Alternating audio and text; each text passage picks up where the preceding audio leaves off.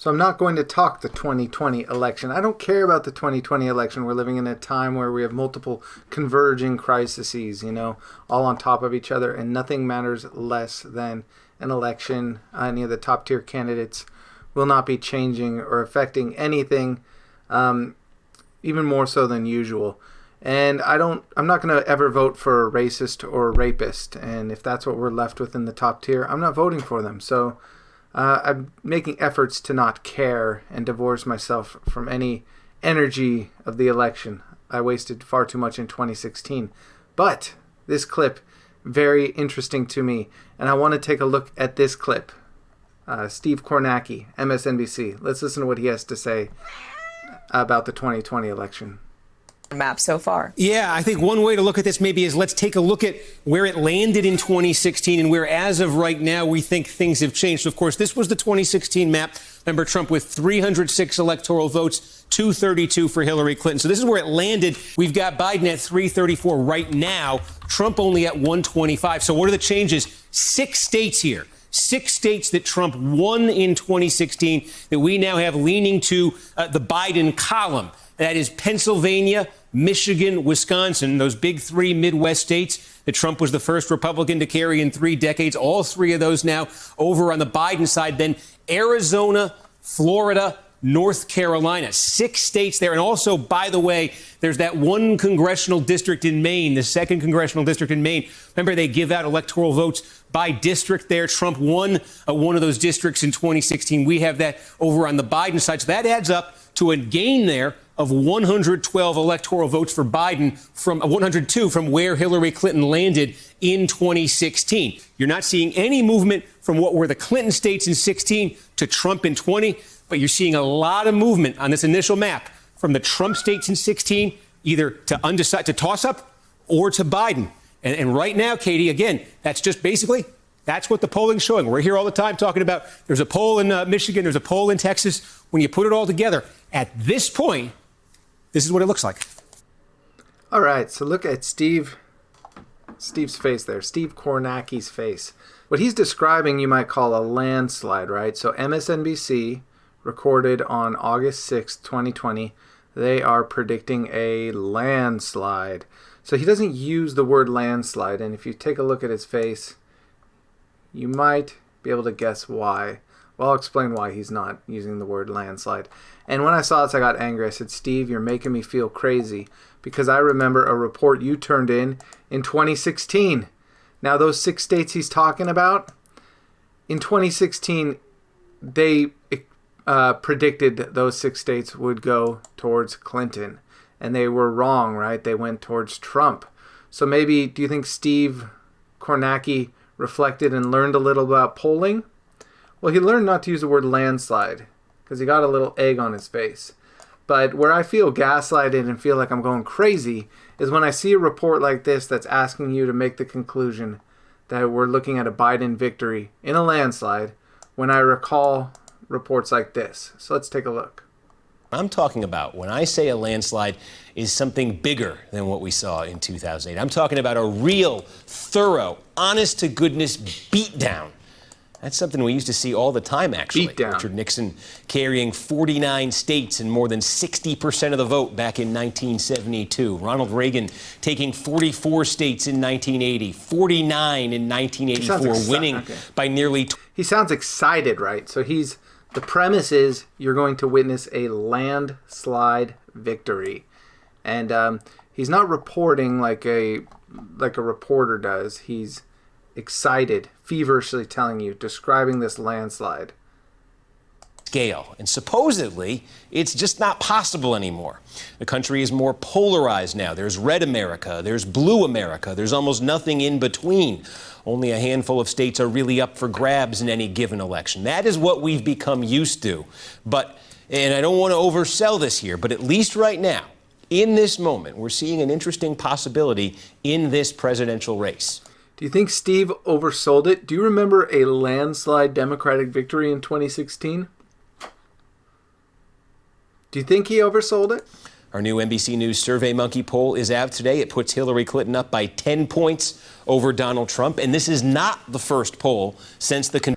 So this video we're looking at is from August 10th, 2016, comparing it to a video from August 6th, 2020, almost 4 years to the day.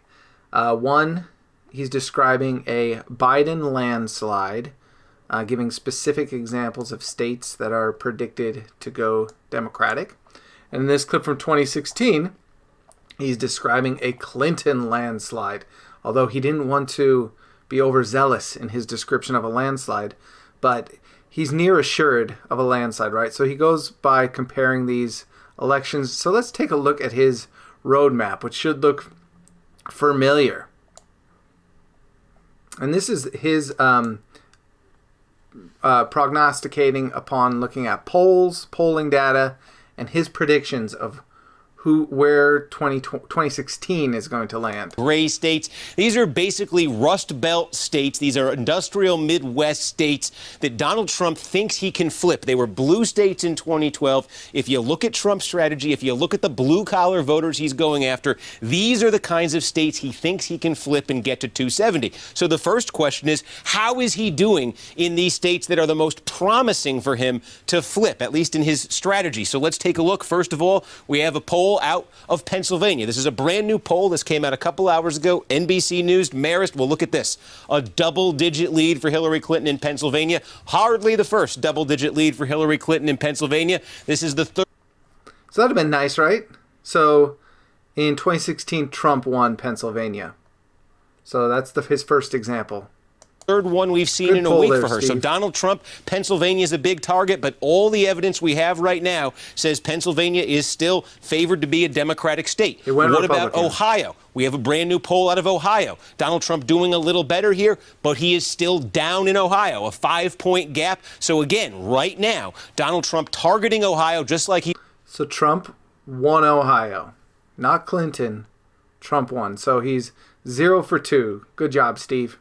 He's targeting Pennsylvania, but he's not there right now. Clinton's still leading in Ohio. Another one, brand new NBC Marist poll out of Iowa today. Again, a little bit closer, but a 4-point lead for Hillary Clinton. This is supposed to be a ripe target for Donald Trump. He had his convention. He's had chances here. He was out there for the caucuses earlier this year. He is still trailing in this poll in Iowa. Closer.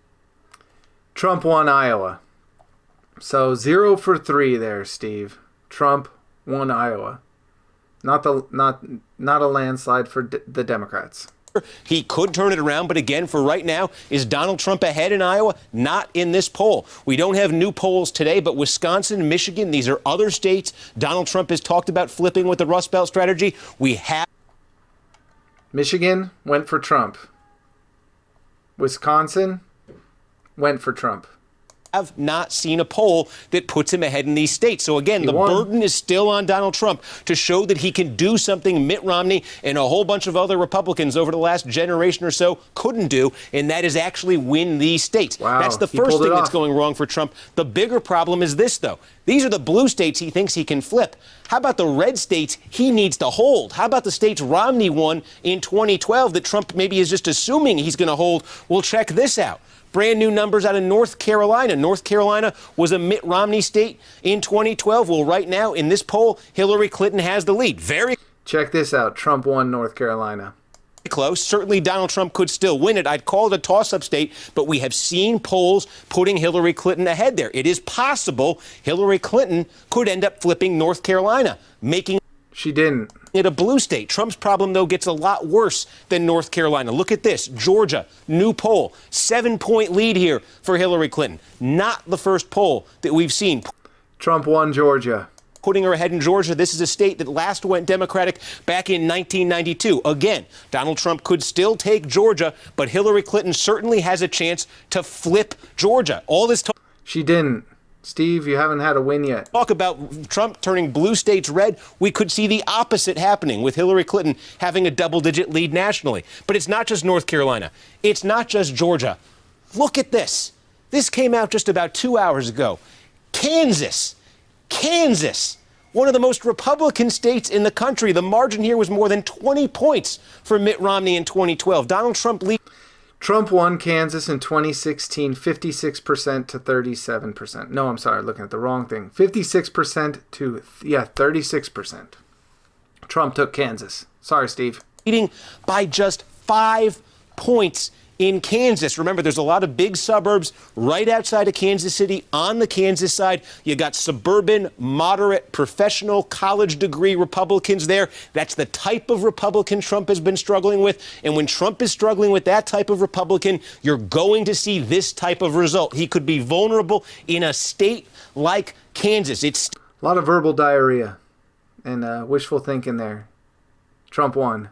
Still a real stretch to say vulnerable. Hillary Clinton's going to win it, but there is the possibility there that Donald Trump is going to have to fight for it. So, again, you would take that and say, not a sure thing for Trump, just like we've seen polls that say Utah is not a sure. Utah, huh? Utah, Trump won Utah 45% to 27%. Sure thing for Trump. Just like we've seen polls that say Arizona. Arizona. Let's take a look at Arizona. Arizona, Trump won. Sorry, 60% of the vote to 33% of the vote. No, not a sure thing for Trump. In fact, there have been polls putting Hillary Clinton ahead there. I'm sorry, Arizona was 48% to 45% of the vote.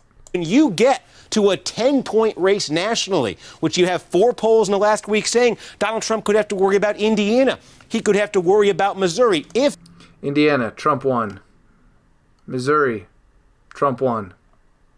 This holds up, and it's a big if. Again, Donald Trump could close the gap, could be a different story in a month. But if Hillary Clinton could sustain the kind of lead she has leaped out into this race, you could see other states that suddenly get crazy, states you wouldn't have even imagined, like a South Carolina.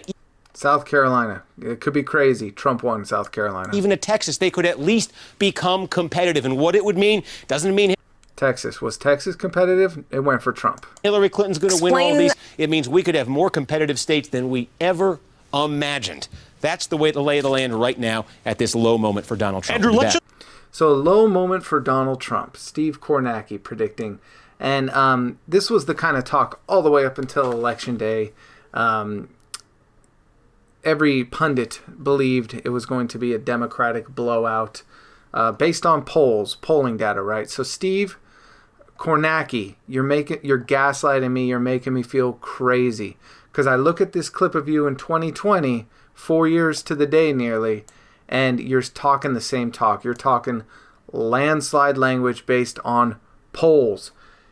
Every example you gave just now in that video, you were wrong. Everything you predicted would go Democratic did not. Everything you had pinned your hopes and wishes to, your high hopes and dreams, everything went towards Trump. So how do you have a job? You're a big loser. You're wrong in every account. You cannot read the tea leaves, which is your job. So stop gaslighting me, MSNBC. Just give it to me straight. We told you don't elect Biden. He's unelectable. Forget what the polls say. We aren't going to vote for a racist and a rapist. It doesn't matter what polls you gin up to try to bend the world to your will. We see reality right in front of us. And that's the Biden doesn't excite anyone. No one's running to vote for Biden. What value do you have? You're just worthless mouthpieces for the Democratic Party. This election doesn't matter. Cover what's going on in the streets. Cover the evictions, the foreclosures, cover Black Lives Matter, cover the protests, cover all the civil unrest, cover the major healthcare crisis. Let's see stories about the billionaires hoarding and stealing the wealth of this nation. Forget 2020. 2020 is over. There will not be an election in 2020. Any election we have is going to be invalid. When you have a choice between 2 racists and 2 rapists, you don't have a choice. It's done.